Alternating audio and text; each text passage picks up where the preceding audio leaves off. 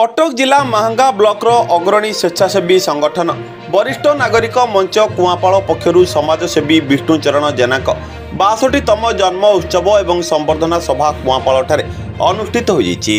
अनुष्ठान सभापति आईनजीवी दीपक कुमार महांती अध्यक्षतार अतिथि भावे समाजसेवी श्याम सुंदर स्वाई, भानुचरण परिडा, रवि नारायण साहू, कार्तिक चंद्र सिंह, पद्मचरण लेंका, विष्णुचरण नायक प्रमुख जोगदे समाजसेवी श्री जेना दीर्घ निरामय जीवन कामना करथिले।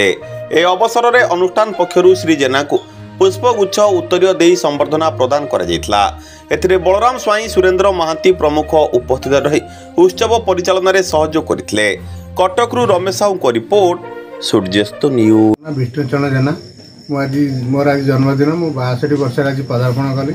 तेणु आज कुआपाड़ नागरिक वरिष्ठ नागरिक मंच तरफ मत आज संवर्धना कर कृतज्ञता ज्ञापन।